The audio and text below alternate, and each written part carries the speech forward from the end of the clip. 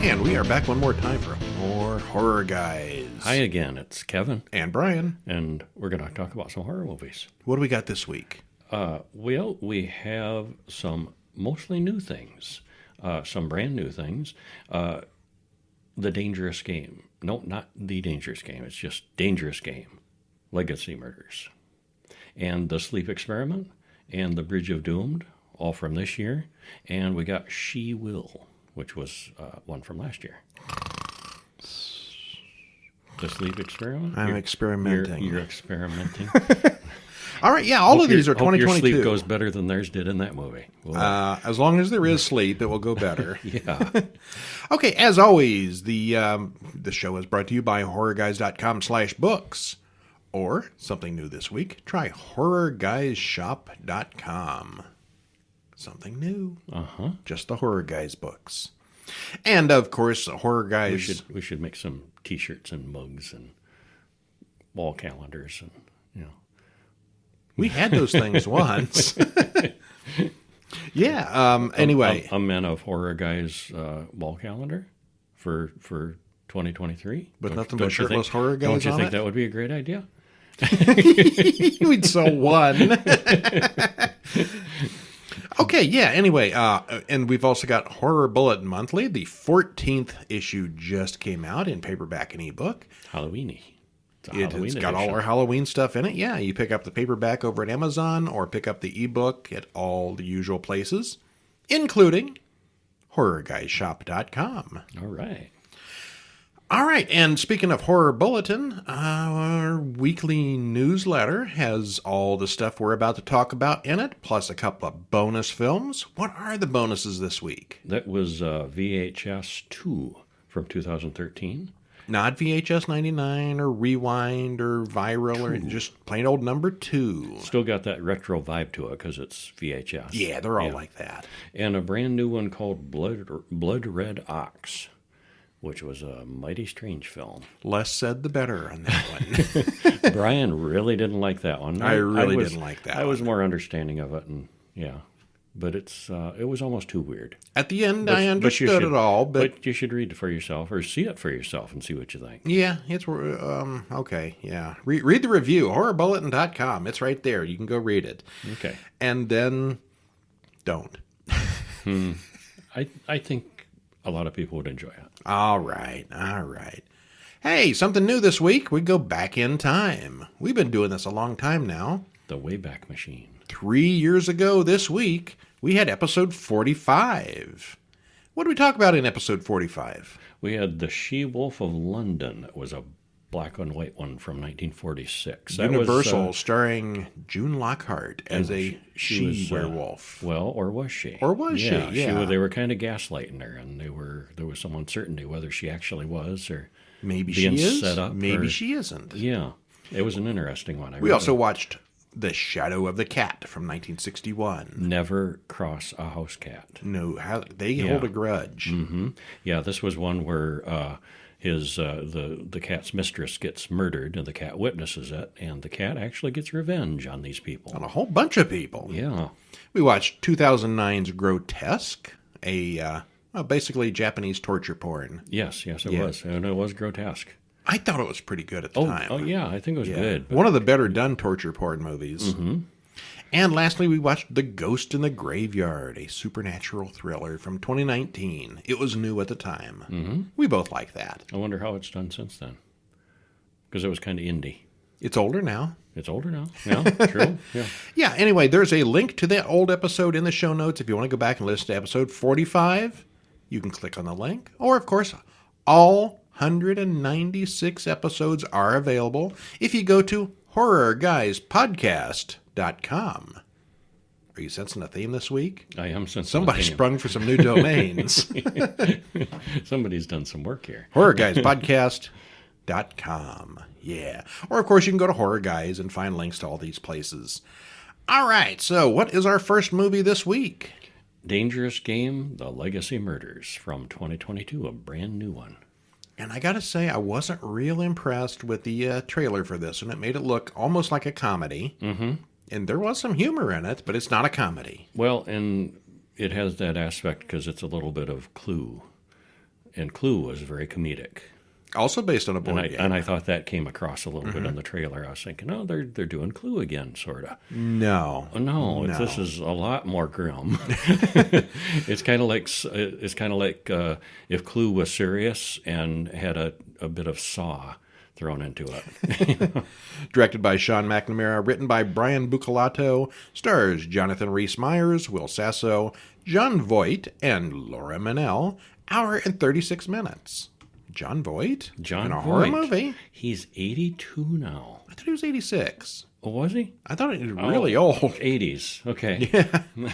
He didn't do a lot of dancing in this one. No, he didn't. So spoiler free. What happens? Spoiler free stuff happens. Well, we already mentioned how it reminded us a bit of Saw and Clue, but it's definitely its own movie at the same time.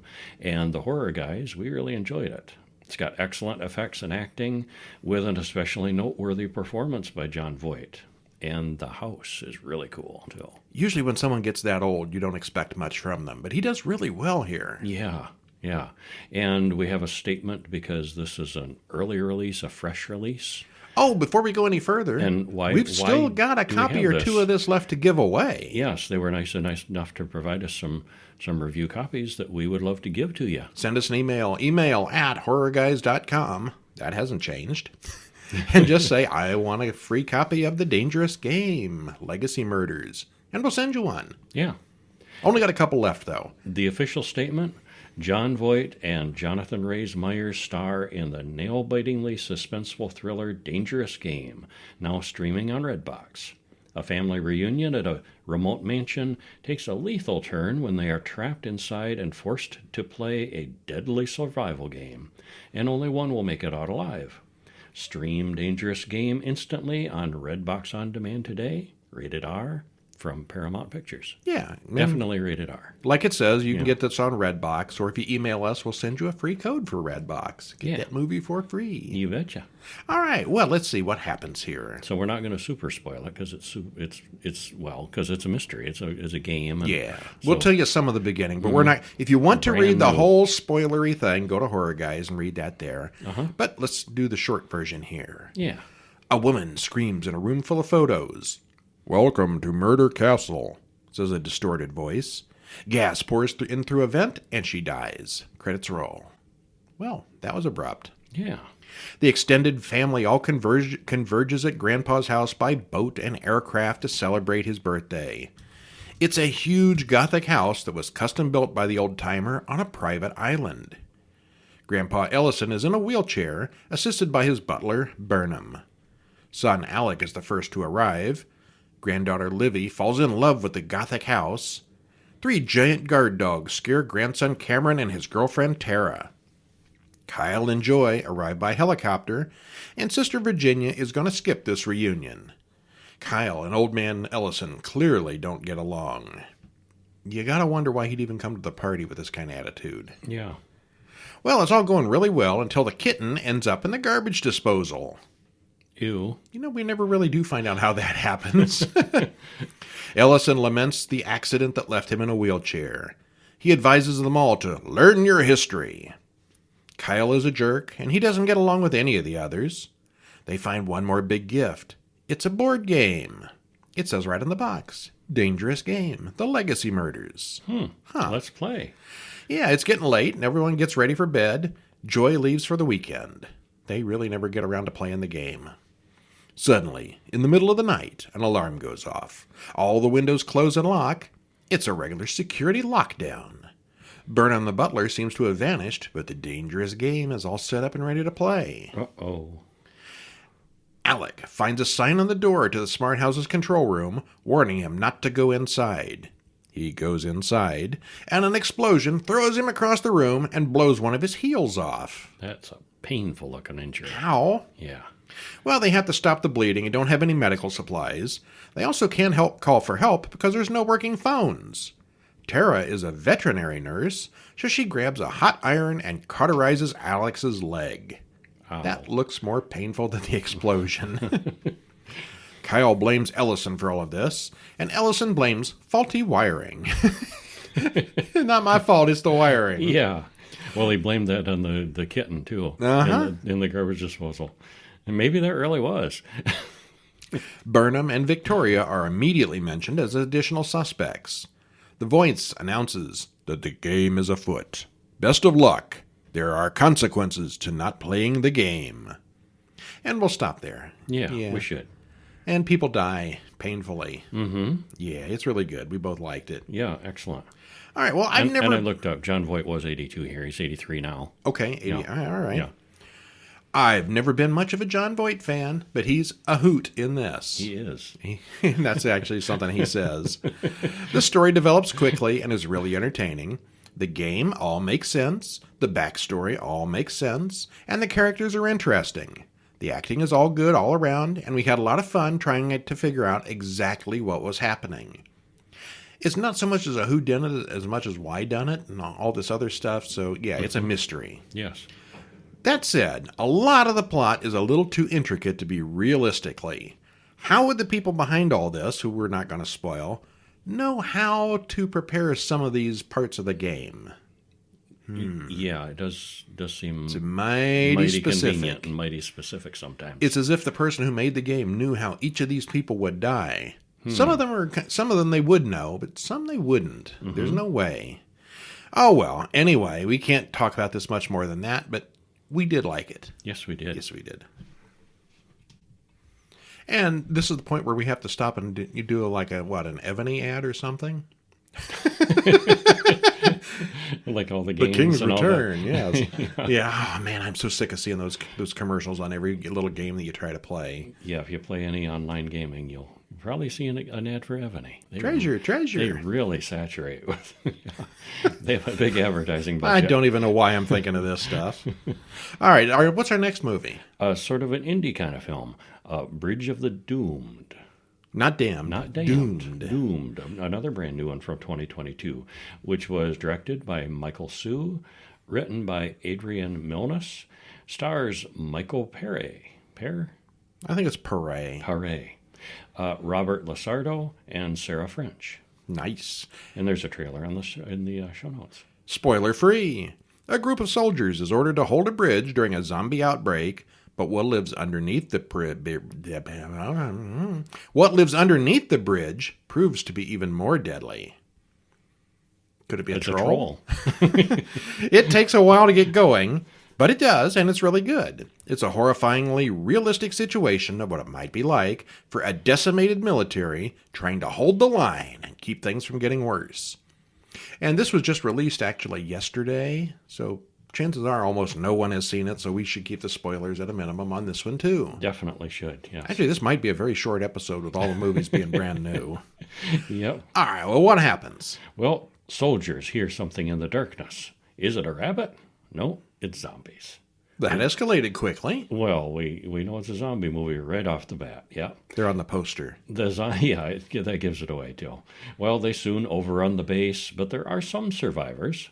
General Vasquez is in charge, and he tries to get things put back in order, but there's a good chance that many of his soldiers have been infected. It's a slow onset kind of thing. Well, meanwhile, 3 civilians fight for their lives in the zombie-infested streets of the town. The news is still reporting, but the military is telling people to stay inside, and everybody's doing their best. General Vasquez asks the doctor about the men, and it's not promising. Well, they are expecting reinforcements in 48 hours, but in the meantime, they have to make do.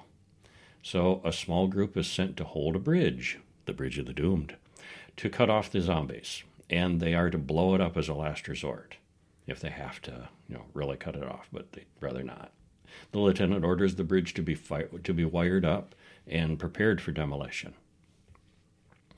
And Colonel Sharon arrives and reports to General Vasquez. This is the reinforcements. It's just him and his driver. So much for reinforcements. Well, there's only one way the enemy can cross the river, that one bridge.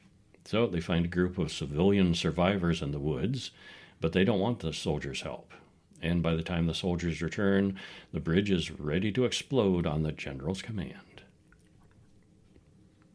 That night, something pulls the detonator wire under the bridge and kills the man who went after it. And it's not a zombie, it's some kind of animal or something.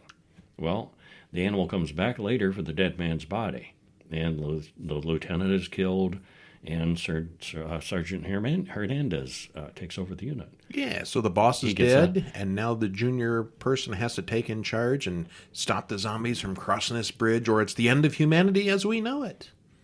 What could go wrong? What could go wrong? Well, we find out when we watch the movie. Well, the trailer didn't do this one justice. Actually, No, it looked it really really didn't. cheap trailer. It is didn't look so like much better than the trailers. Yeah. I thought, yeah. It takes its time. It's kind of a slow burn, but it's not boring. No. It does really well for being a fairly low-budget film. The zombie makeup is excellent, and there's a good variety of zombie types here. Mm-hmm. It's very weird not seeing Robert Lasardo playing a lunatic or a gangbanger. Yeah, but you don't see him play a good guy very often. Yeah, if you don't know who that is, you'll know him when you see him. Yeah, he's been in lots of stuff. Usually as a gang member. Usually a bad guy, yeah. Some kind of thug or something. Or Michael- a crazy guy. Yeah. Or both. All at once. Yeah. Michael Pare is here also, but he really doesn't do very much. I mean, he was in everything in the 80s. Mm-hmm. And I think he's just doing little guest credits here and there for paychecks. Yeah, maybe. Yeah, he didn't do much. I didn't really recognize anybody else. No, I didn't either. Yeah, I know Zombie number 12 is probably somebody we recognize. But yeah, anyway, it's really well done, and we both liked it way more than expected. Yeah, thumbs up on that one. Yeah. And then we saw a short film, Behind, which was brand new this year. Written and directed by Kendi Tai, stars Carolyn Fauve, Sophie Martin, and Lorraine Devenne. 455, what happens? It's the story of a regression therapy diving a girl deeply into her distant memories. Cold, strain, and fear soon materialize, as well as disease and melancholy, and past and present and future, it all kind of runs together. This is straight from the blurb, isn't it? It is? Well, I'm reading it, the synopsis. Please say that for me. It's Yog Sothoth, Yes. the Lovecraftian cosmic entity who knows the gate, is the key, and is the guardian of the gate. You did so well. Just go ahead and continue. A magic circle, an arcane book, an old VHS taking us back to 1980. The death tolls of the Iran-Iraq war that cost more than 1 million lives. The girl is the key to the other dimension, while archival footage shows us horror and destruction. It's got shivers down your spine. So it was really good. Yeah, that's their description. We didn't write that. Yes. Okay, so there's an old book comes in the mail. There's a videotape. There's hypnosis regression. It's all pretty mundane and boring until it's And not. suddenly it's not. The atmosphere and the music really make this one. There's almost nothing in the way of special effects, but you know what's behind that door. And if you watch it, you will too. Yeah. So then we watched another new movie. I think this one was on Shudder, called She Will, made in 2021, just released on Shudder a couple weeks ago. Directed by Charlotte Colbert, I don't know. Written by Kitty Percy, Charlotte Colbert again. Stars Malcolm McDowell, In the top billing. yes. And he's a kind of a minor character. He's got 10 minutes tops. Yeah, probably. Alice Krieg, the Borg, Borg Queen. among many other things. Yeah, she's always really good. And Amy Manson. Hour and 35 minutes. Trailer in the show notes. Spoiler free. An early trauma can affect a whole lifetime, and we get to see that here as an aging actress struggles to recover physically from illness and surgery. The performances are great. It's a slow, seeping kind of horror from witchery and earth magic. Maybe. It's kind of gentle, slow, and quiet. It's very different and very entertaining. The horror is seeping like the mud seeps in this. Yeah, it is. Yeah, it's a very muddy movie. Mucky. Give us a partial spoiler. Okay. Tell us how it starts. Veronica Gent talks about putting on her mascot every day. She's an aging film star, and she has some recent surgery and plans to return to her home in Scotland to recover. And they're going to go on a retreat. This is a solitary retreat. Well, she takes the train with her caregiver, Desi, and it's a rough trip. And they get to this solitary retreat instead of a hotel. Veronica just wants to get away from everyone, and this is the way to do it. Desi doesn't think that's a good idea, but she can't tell the grumpy old woman anything. She's often awful curmudgeonly. Yeah. Yeah. When they arrive, they learn that there are other guests. It's not as solitary as she expected. They need to pull out that dangerous game. Yeah, yeah. And many of the guests are fans of hers, and so forget the whole privacy thing. She once starred in Navajo Frontier back in 1969, and there's a planned remake, and so that's getting a lot of media attention. There's no cell signal, and the landlines are down because of storms, so they're stuck there, at least for tonight.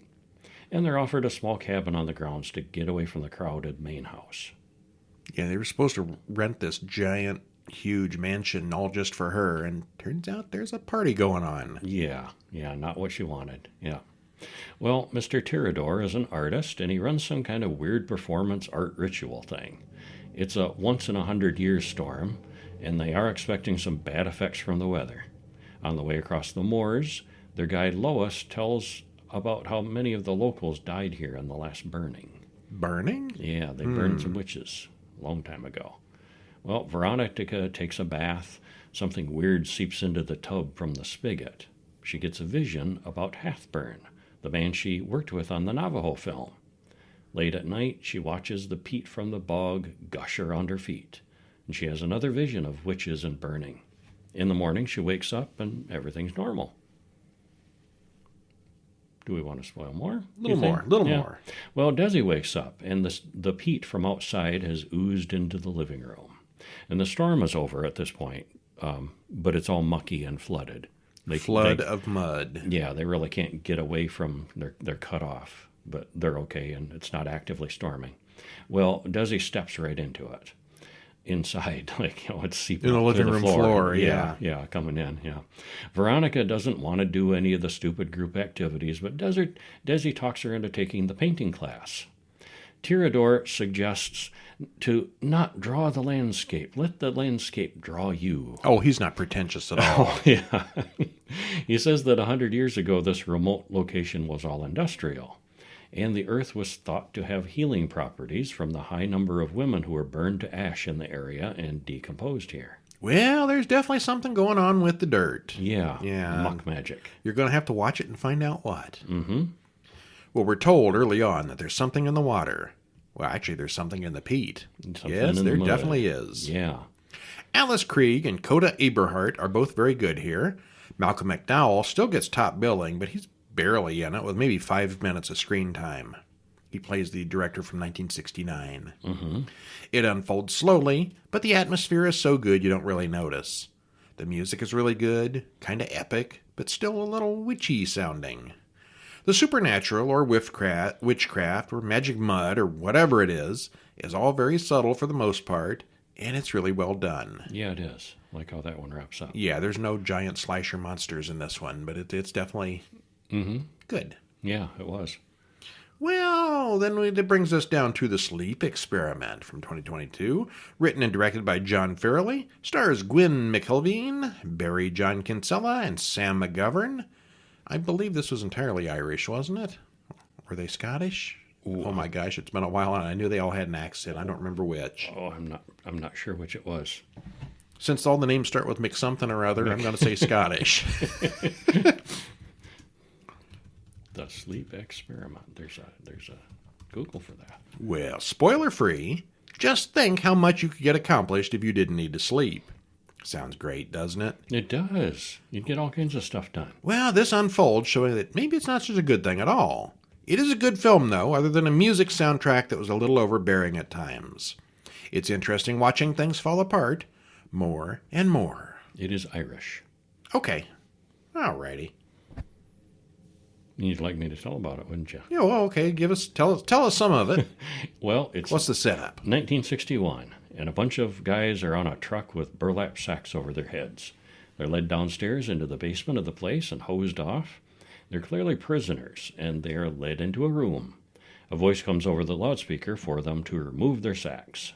The 5 men have been accepted into the sleep experiment. All charges against them will be dropped if they follow the rules. Rule 1, you must stay awake for 30 days. 30 days. Well, that sounds impossible from the get-go. But maybe they've got something in mind. Yeah. 2, you must do the physical activities when instructed. 3, they must obey all orders. 4, there will be no physical contact with each other. 5, there will be an experimental gas administered to help keep them from falling asleep. So don't fall asleep, do your exercises, and don't beat each other up. Yeah. Sounds easy enough. Well, Credits roll. and a month later, you'll be free. And this is broken up of several different periods during that 30 days. And initially, we start out with something else. The investigation. 2 policemen go to see Christopher about the top secret documents that were leaked to the newspapers. This is in modern times, not 1961. This is after the experiment. Yeah. Long after. They put him in the interrogation room and ask him about this sleep experiment from 15 years ago. Why did it go so wrong? Well, the police seem to imply that one of the prisoners was a serial killer or a psychopath. According to the reports, Christopher is the one who designed the project. And then that flashes back to the experiment again. And on day 1, the men are getting used to the room they'll be in. Eric is one of the prisoners. He's there for murder. The others lie about why they're there, but they all kind of hang out and get to know each other. Why are you here? I'm innocent. Well, on day 2, the men talk more about their backgrounds, and Luke and Sean argue with each other. Each of the men has to do some physical workouts in order, one at a time. Luke is a bit odd, Sean is a jerk, Eric is the quiet one, Patrick doesn't have much to say either, and Edward is the older bald man. On day 3, they share more personal details with each other. And it's announced each time, what day 1, day 2, whatever, yeah. Well, on day 4, the men are starting to show signs of sleep deprivation. The gas they've been breathing doesn't remove the need from sleep, it just doesn't let them sleep. That don't sound too good. Yeah, so they're slowly cracking up. Yeah. Eric complains about the loud eating and breathing of the others. They're really getting on each other's nerves. Patrick has some kind of seizure, and he's removed by the guards. More? You think? Okay. Yeah, a little more. And there are breaks for Chapter 2, The Imposter. Patrick has returned to the group. He had a reaction to the gas because of his asthma, is the story. And Luke knows a little bit about medicine and asthma. He's not buying it. And back in the interrogation room, Christopher thinks that one of the police officers' fathers was involved in the experiment. Back to day 5, Luke admits that he's killed people, and they talk about justified murder. Luke tells a story about killing a little girl, and Edward gets ready to kill him before the guards intervene. We get a flashback to where Patrick is told to fake asthma attacks on certain days, and he'll be allowed to sleep during those times. Oh, He's so a plant. not everything is what it appears to be. Yeah, this is part of the experiment. And this goes on for quite a long time, numbers of days. Many days, and it gets worse and worse. And this is based on a more or less true story from... Oh, wait a minute. It is not really. No, it wasn't really. No, the original story was a creepypasta that became immensely popular and actually became sort of a urban legend kind of thing. There never really was a Russian sleep experiment. The original story had monsters, and this one didn't. Just people. The music is a little too loud and makes some of the dialogue hard to understand at points, especially Sean, who has a thick Irish accent. Subtitles helped. You did, yeah. It's definitely creepy, but not supernatural in any way. It's just a bunch of people with madness lying just below the surface. The acting is fine, except maybe for Christopher, who's a little over the top, especially at the end. The cinematography and directing were good. The main set was appropriate. The sound was good, except for that music in the background that was just annoying as anything. Overall, we really liked it. Yeah, we did. Yeah. Hey! We had 4 winners this week. We had 4 short ones because we didn't want to spoil any of them. Yeah, but 4 winners and a short one that was a winner too. We did like all of them, yeah. Choose those. Up. One was Shudder, one was Redbox, and the others are here and there. Search for them. They're all available now, though. None of them are anything you're going to have to dig too hard for. And don't forget to contact us for a free one. Yeah, if you want to see that dangerous game, we can make that happen for you. Yeah.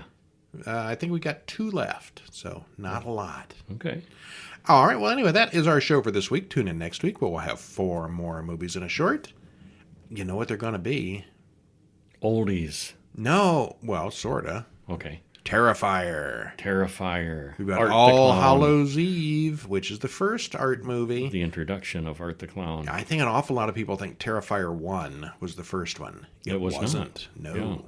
And then there's Terrifier and Terrifier 2. So we got 3 different Terrifier movies for you next week. The brand new Terrifier 2, where people fainting and throwing up. And I don't think anybody's actually died seeing it, but there are reports. We didn't. But there are reports of people fainting and throwing up. Did you faint or seeing throw it. up? I did not faint or throw up. Neither did I. I think it's really false advertising. Well, we're used to this sort of thing now too. We've seen some vile and bad things, and so I liked it. We are but I hardened. didn't see anything in there that was really vomit worthy. No, it was unique. It was excessive gore, but we've seen other stuff with excessive gore. Yeah, we've seen a lot more excessive than that. Yeah. Yeah. Okay, well, anyway, tune in next week. We'll have the 3 Terrifier movies, and I think maybe we'll be watching Pearl, the prequel to X, for next week. Mm-hmm. Cool stuff. When she was young. Yeah, the prequel. And, of course, go over to horrorbulletin.com and read up on the bonus films. Until next week, I'm still Brian. And I'm still Kevin. And we'll see you next week. See ya.